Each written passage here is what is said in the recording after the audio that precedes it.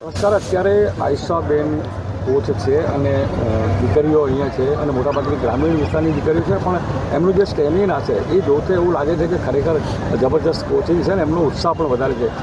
શું કહેશો આયશાબેન, આગામી સમયમાં અને અત્યારના સમયમાં ફૂટબોલ માટે જે તમે અથાગ પુરુષાર્થ કરી રહ્યા છો, યુવતીઓનો કઈ રીતનો રિસ્પોન્સ છે?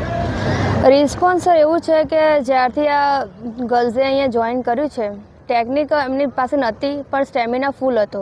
બસ એ સ્ટેમિનાને લઈને મેં આજ 1 વર્ષ કન્ટિન્યુ મહેનત કરી છે અને આ 2 દિવસમાં એ લોકો એમનું રિઝલ્ટ પૂર્યું છે. એમના માટે આ લોકોને હું બહુ જ ગર્વ અનુભવું છું અને આગળ બી એમના સાથે એવી રીતે જ મહેનત કરીશ ને આ લોકોને નેશનલ સુધી પહોંચાડવાનો મારો પ્રયાસ છે.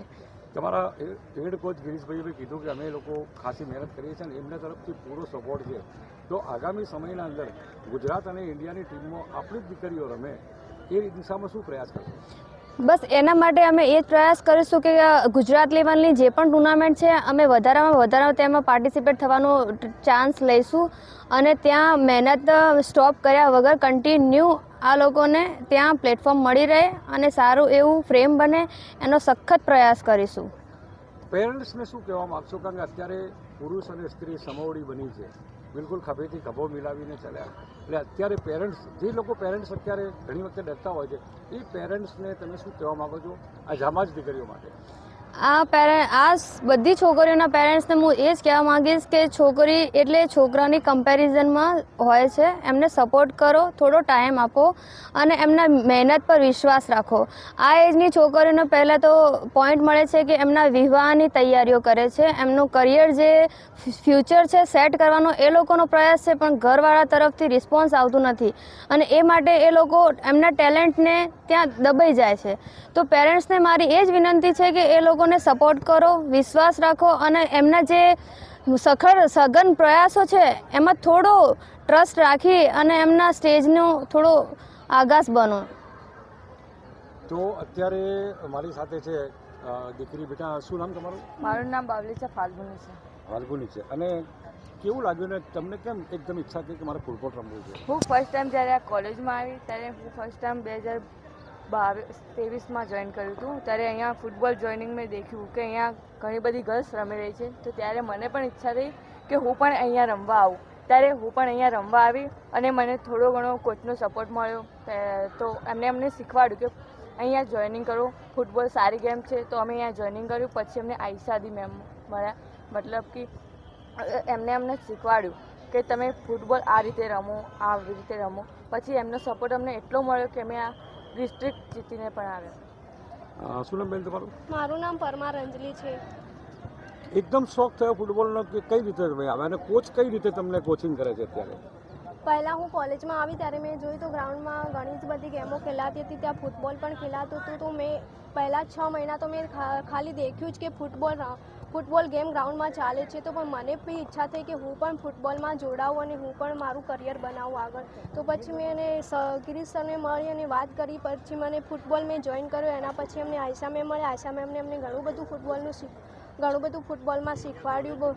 પાસિંગ છે, હેડિંગ છે, ઘણું બધું ફૂટબોલના બેઝિક્સ રૂલ્સ. પછી આયશા મેમ અમને ડેલી સવારમાં ટેકનિક કરાવે છે, બધી ગ્રીડો કરાવે છે. હા, બરોબર.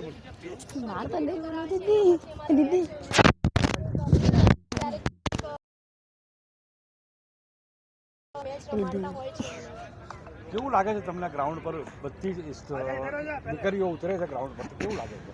બહુ જ ગર્વ થાય છે મને કે અમારા જે સાથી પણ ઘણી બધી દીકરીઓ આગળ વધી અમારા દેશનું નામ રોશન કરે. બસ હું એટલું જ ચાહું છું કે હું મારા દેશમાં ઇન્ડિયાની ટીમમાં સિલેક્શન. ક્રિકેટમાં સ્મૃતિ મંધાના અને બીજી હરમીત કૌર, આ બધા લોકોએ ખરેખર નામ રોશન કર્યું છે. તો તમને પણ થાય છે કે ફૂટબોલના અંદર અહીંથી જ એક સારું પરફોર્મ કરી અને દેશ અને દુનિયામાં નામ કરીએ? શું કહેશો આ બાબતે? છે કે અહીંથી ક્યાં નીકળવું એમ, કે તમને એલાઉ કરતા નહીં કે તમે રમવા આવો. તો પેરેન્ટ્સને પણ સમજવું જોઈએ કે ગર્લ્સને એલાઉ કરો, ત્યારે તો એ કંઈક બની શકશે એના જીવન ઇમ્પ્રૂવ થશે ને. અને ફર્સ્ટ ઓફ દીદીને થેન્ક યુ, કારણ કે એમને અહીંયા જોઈન્ટ રાખ્યા, અત્યાર સુધી જોઈન્ટ રાખ્યા. કારણ કે મને ગિરીશભાઈએ તમારા સુવિધાઓ અત્યારે મળે છે. જે તે વખતે શરૂઆતમાં જ્યારે અમે લોકો રમતા હતા ત્યારે કોઈ એવી સુવિધાઓ નથી. અત્યારે તમામ સુવિધાઓ છે.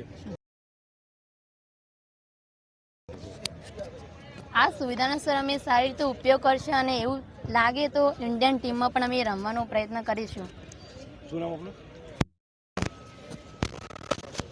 શું નામ બેન તારું? ચૌધરી. ફૂટબોલની ટુર્નામેન્ટ અને ફૂટબોલનો જ કેમ સિલેક્ટ કર્યું? ફર્સ્ટ 2025ની અંદર પણ એટલું બધું સ્કૂલની અંદર સપોર્ટ નહોતો થતો. જ્યારે હું અહીંયા કોલેજની અંદર આવી, ગ્રાઉન્ડ પર આવી, જ્યારે મેં આયશા દીદીને જોયા તો તેમનો સપોર્ટના કારણે અને એમનું સારું કોચિંગના કારણે હું દીદીના સપોર્ટના કારણે જે અત્યારે થેન્ક યુ કે અમને આવો સપોર્ટ કરજો અને બધી દીકરીઓ પાછળ ન પડી શકે. ખરેખર અપ સ્ટેટ રમીને આવ્યા છો, ઉપર પણ રમી માટે, અને આ તમામ બીજી અન્ય દીકરીઓ જે તમારી સાથે રમે છે, તમારી સહેલીઓ છે, શું કહેવા માંગો છો એમને? બધાને હું તો એ જ કહું છું કે બસ વિશ્વાસ રાખો આપણી મહેનત ઉપર, દરેકને સફળતા મળશે જ. અને આપણા કોચ ઉપર પણ એટલો આપણને વિશ્વાસ હોવો જોઈએ કે એ આપણા માટે આટલું બધું મહેનત કરાવે છે, તો પણ આપણે પણ એમનો આભાર માનીને આપણી મહેનત એનો અંત આવે એવું ના વિચારો, તેને કન્ટિન્યુ આગળ લઈ જાઓ, તમને બધાને સફળતા મળશે જ. આ હતી અત્યારે જે દીકરીઓ મારી સામે છે. અત્યારે તો આપને એમ લાગે છે, પણ મને વિશ્વાસ છે અને જે રીતની એમની મહેનત છે અને જે રીતે કરે છે